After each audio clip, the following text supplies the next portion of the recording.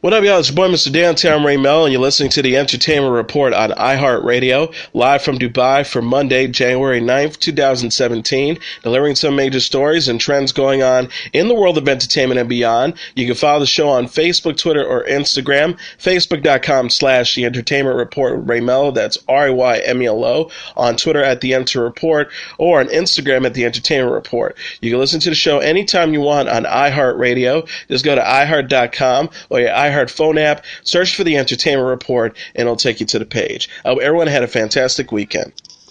Here are the list of winners at last night's 2017 Golden Globe Awards. Tracee Ellis Ross won for Best Performance by an Actress in a Television Series, Musical, or Comedy for her role in Blackish, while Donald Glover won for Best Performance by an Actor in a Television Series, Musical, or Comedy for Atlanta. The People vs. O.J. Simpson won Best Television Limited Series or Motion Picture Made for Television. Billy Bob Thornton won for Best Performance by an Actor in a Television Series, Drama for Goliath, while Atlanta was named Best Television Series, Musical, or Comedy. La La Land won Best Original Score, Motion Picture, while the song City of Stars from La La Land won Best Original Song, Motion Picture. Best Screenplay, Motion Picture went for the movie Moonlight. Hugh Laurie won Best Performance by an Actor in a Supporting Role in a Series, Limited, or Motion Picture Made for Television for his role in The Night Manager. Olivia Colman won Best Performance by an Actress in a Supporting Role in a Series, Limited Series, or Motion Picture Made for Television for her role in The Night Manager. Sarah Paulson won Best Performance by an Actress in a Leading Role in a Series, Limited Series, or Motion Picture Made for TV for The People vs. O.J. Simpson. Zootopia won Best Motion Picture Animated. Ellie from France won Best Motion Picture Foreign Language. Tom Hiddleston won Best Performance by an Actor in a Limited Series or Motion Picture Made for Television for his role in The Night Manager. Damien Chazelle won Best Director Motion Picture for La La Land.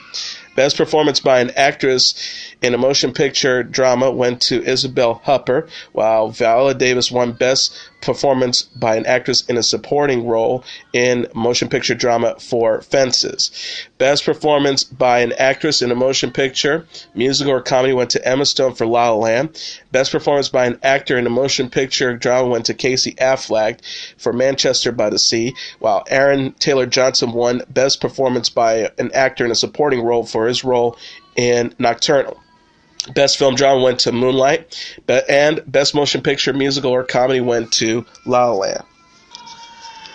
The 74th Annual Golden Globe Awards ceremony started with the extravagant pre-taped song and dance number. The scene opens with host Jimmy Fallon sitting in a limo stuck in traffic on his way to the big event. He bursts into song, getting out of the car, and starts running down the red carpet, where he greets Nicole Kidman, Amy Adams, Sarah Paulson, John Travolta, Rami Malek, Kit Harrington, the kid stars of Stranger Things, and scores of dancers dressed like characters from the nominated movies and television shows. Fallon is then seen inside a studio playing a piano a la La La Land and singing to Ryan Reynolds. Before Fallon's former Saturday Night Live co-star Tina Fey arrives. Fallon doesn't want to talk to her, though, and she shoves her aside for a dance and pep talk with Justin Timberlake, a frequent SNL and Tonight Show guest. When Fallon finally went live, he started off with, "Hi, hey, how y'all doing, everybody? Thank you so much, everybody. Welcome to the Golden Globes. Already the teleprompter is down, so this is a great way to start the show. I can do impressions. What do we do here? This is great. We have another monitor coming in. I can't just, you know what? I can just make this monologue up." He continues, "This is the Golden Globe, one of the few places left where America still honors the popular vote, but this is great, really. You guys are the best of the best. You're the best of TV, the best of movies, the best of music. Just look at who we have in this room." He then did a spot-on impression of comedian Chris Rock, riffing on how no one from the multiple nominated The People vs. O.J. Simpson American Crime Story is likely to thank the real-life subjects of the miniseries who are accused of the double murder. Fallon, as Rock went on, they'll be thanking the lighting guy. They're going to thank the key grip. No one's going to thank OJ. He also teased actor nominee Casey Affleck about Manchester by the Sea, a drama he categorizes the only thing from 2016 that was more depressing than 2016.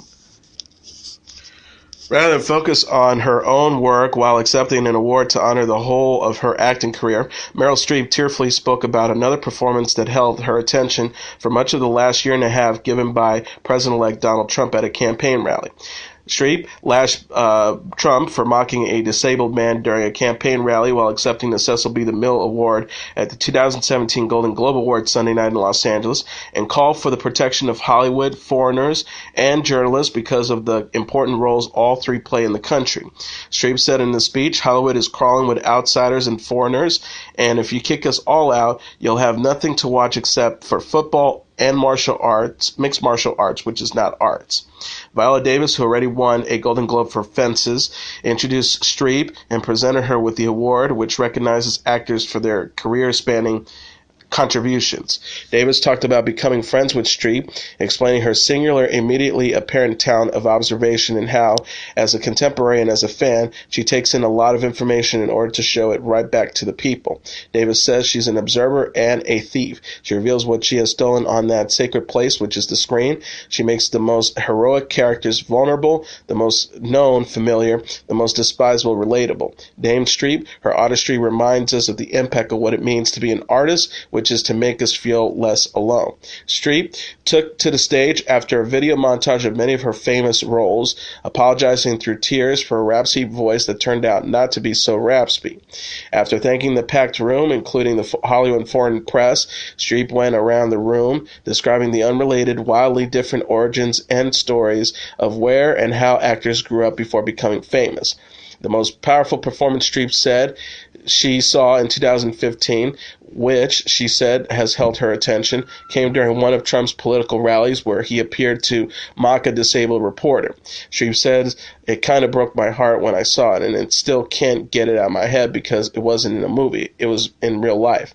That instinct to humiliate when it's modeled by someone in a public platform, it filters down into everyone's life because it gives permission for others to do the same." Streep added, "Disrespect invites disrespect, violence incites violence. When the powerful use their position to bully others, we all lose." Disney released a new clip for its upcoming live-action musical Beauty and the Beast during Sunday's NBC broadcast of the Golden Globe Awards. The studio tweeted earlier in the day along with a poster for the star-studded picture, "Be our guest and see an all-new look at Beauty and the Beast tonight during the hashtag Golden Globes." Hours later, it tweeted out the 30-second Golden Globes TV spot. Starring Emma Watson as Belle and Dan Stevens as Beast, the fairy tale film is in due theaters March 17th. Directed by Bill Condon, the movie will also feature Luke Evans as Gaston, Kevin Kline as Maurice, Josh Gad as LeFou, Ewan McGregor as Luminaire, Stanley Tucci as Maestro Condensa, Ian McKellen as Cogsworth, and Emma Thompson as the Teapot, Mrs. Potts. Jim Sturgess and Agyness Deyn are to star in the filming the detective drama series Hard Sun in London later this month. The British broadcaster said in a press release Wednesday, the pair will play detectives Robert Hicks and Elaine Renko, partners and enemies in contemporary London who seek to enforce the law and protect their loved ones in a world that every day slips closer to certain destruction. The 6-hour drama, written by Neil Cross, creator of Luther, is expected to air later this year. Sturgess said in a statement, "I'm very excited to be playing Hicks in this wonderful project. To work with Neil's fantastic writing is a great opportunity, and I hope we are going to create an amazing experience for our audiences. I can't wait to get started." Dean added, "As soon as I read the first episode, I was hooked. I'm such a fan of both Neil and Brian Kirk's work. It's an honor to join the Hard Sun team." Mad Families, an original comedy film starring Charlie Sheen, Leah Remini, Finesse Mitchell, and Naya Rivera, is to premiere on Crackle this Thursday. Directed and produced by Fred Wolf from a script by Wolf and David Spade, Mad Families centers on 3 families, one Hispanic, one African-American, one Caucasian, who find themselves annoyingly sharing the same campsite during a busy 4th of July holiday weekend, the streaming service explained in a press release. After realizing it was all because of a silly booking error, no one volunteers to vacate, so they try to cohabitat peacefully. Shortly thereafter, madness ensues. From there, the male family members turn into a series of outlandish camp competitions to determine the one family who gets to stay. As a hysterical contest occurs, the brashy biting Charlie Jones begins to take the lead in learning what's really important in life. The cast also includes Juan Gabriel Pareja, Charlotte McKinley, Chris Mulkey, Clint Howard, Chanel Iman, Barry Shabaka Henley, Lee Rel Haltery, Tiffany Haddish, Efren Ramirez, and Danny Mora. Hulu has released a first-look teaser for its small-screen adaptation of Margaret Atwood's novel, The Handmaid's Tale. The 30-second clip has been viewed nearly 500,000 times since it was posted Saturday on YouTube. Set in the dystopia of Gilead, a totalitarian society in what was formerly the United States, the series is scheduled to debut on April 26. The synopsis reads, facing environmental disasters and a plunging birth rate, Gilead is ruled by twisted fundamentalism in its militarized return to traditional values. As one of the few remaining fertile women, Offred, played by Elisabeth Moss, is a handmaid in the commander's household, one of the cast of women forced into sexual servitude as a last desperate attempt to repopulate the world. In this terrifying society, Offred must navigate between the commanders, their cruel wives, domestic Marthas, and her fellow handmaids, where anyone could be a spy for Gilead, all with one goal, to survive and find the daughter that was taken from her. The streaming series will also co-star Alexis Bledel and Joseph Fiennes. Game of Thrones alum Jason Momoa can once again be seen battling foes in the trailer for his new series Frontier. The clip has gotten nearly 300,000 views since it was posted on YouTube Friday. The synopsis accompanying the video reads, Jason Momoa stars as Declan Harp, a part Irish, part Native American outlaw, campaigning to breach the full trade. Co-starring Alan Armstrong, Alan Hackwell, Landon Librarian, Greg Breek, Sean Doyle, Tantu Cardinal, and Jessica Mateen, the 18th century set historical drama is to debut on Netflix January 20th. It has already been renewed for a second season. This may be the last year for Days of Our Lives, the beloved daytime drama which has aired on NBC since 1965. A series source told People magazine, basically we've heard that there won't be a Days in 2018. Speculations about the show's future surged this week with the announcement that Fox News star Megyn Kelly is moving to NBC and would head up, among other projects, a daytime talk show. When she will begin her new job has not yet been announced. She wrapped up her Fox series The Kelly File Friday night. People say Days is renewed for a yearly basis and has not settled a deal for 2018. Despite their legions of devoted fans, soap operas have been nixed by broadcast networks in recent years in favor of cheaper magazine-style programs.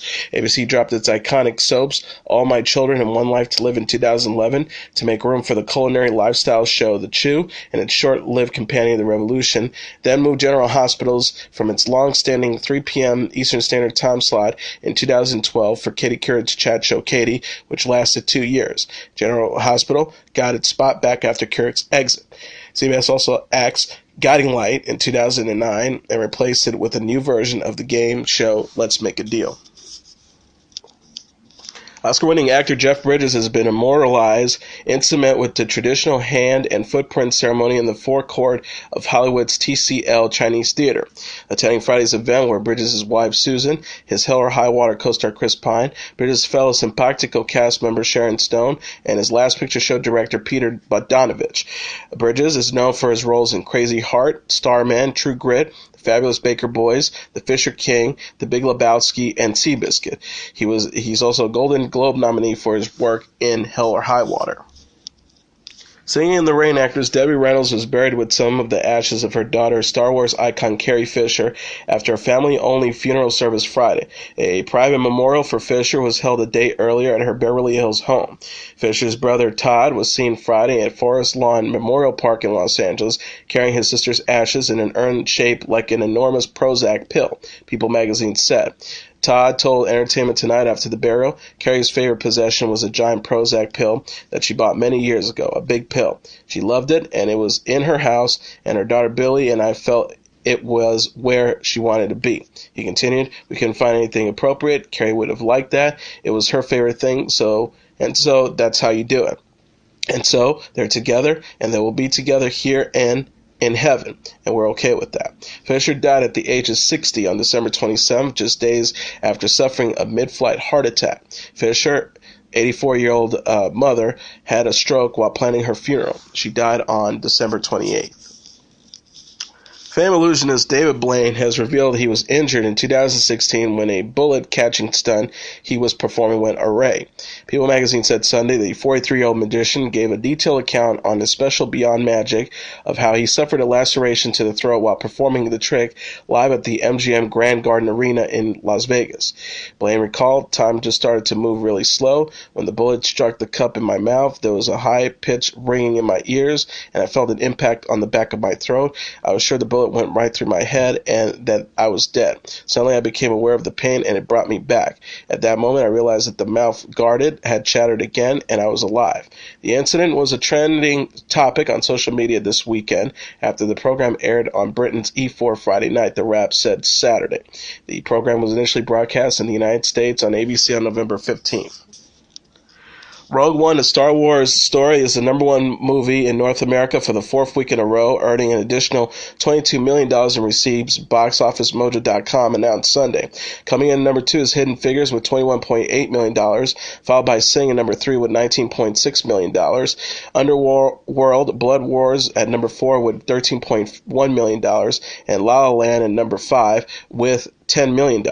Rounding up the top tier are Passengers at #6 with $8.8 million, Why Him at #7 with $6.5 million, Moana at #8 with $6.4 million, Fences at #9 with $4.7 million, and Assassin's Creed at #10 with $3.8 million.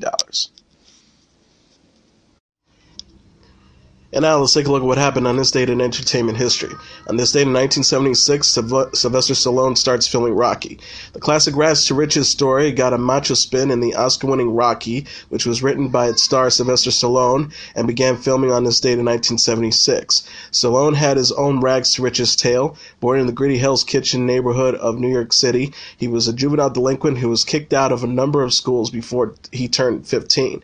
After attending high school in Philadelphia and studying drama at the University of Miami, Stallone moved back to New York and later Los Angeles with dreams of becoming an actor. When the idea of Rocky came to him, Stallone was living in a seedy apartment in Hollywood with his wife and dog. He began writing scripts so that he would have better roles to play. According to a profile in the New York Times, published on November 28, 1976, he wrote the entire Rocky script in a frenzied 3.5 days. After a long negotiation process, Stallone sold the script to producers Irvin Winkle and Robert Chartoff on the condition that he played the leading character, the underdog boxer Rocky the Italian Stallion Balboa himself. His only previous leading role was in the low-budget flop The Lords of Flatbush in 1974, and the producers had wanted to cast an actor with a higher profile, such as James Caan, Burt Reynolds, or Ryan O'Neal. The inspiration for Rocky was a real-life fight between the world heavyweight champion Muhammad Ali and a little-known club fighter named Chuck Wepner. In March 1975, Wepner went 15 rounds against Ali in a title bout in Cleveland, Ohio. He had been such a big underdog before the fight that Sports Illustrated ran his picture on their cover with the headlines "Boxing's Strange Encounter." In the movie, Rocky Balboa is a club fighter from Philadelphia who takes on the reigning world heavyweight champion Apollo Creed, played by Carl Weathers, with the help of his trainer Mickey, played by Burgess Meredith, and his love interest Adrian, played by Talia Shire. Stallone trained 6 hours a day for 5 months to don Rocky's boxing gloves, popping vitamins and hitting the gym to develop his 46-inch chest and 16-inch biceps. Directed by John Avildsen and shot in 28 days on a $1 million budget, Rocky divided critics between raves and pans, but it became the sleeper hit of the year, making Stallone a rich man and a bona fide star. It was the first feature-length movie to employ the Steadicam, which was used primarily in the fight scenes and the scenes of Rocky running in Philadelphia during his training. Garrett Brown's pioneering invention helped create the moving camera steady to create a fluid, smooth shot. At the 1977 Academy Awards, Rocky was nominated no fewer than 10 categories, including Best Actor and Best Original Screenplay, and won 3 Oscars. Best Director, Best Picture, and Best Film Editing.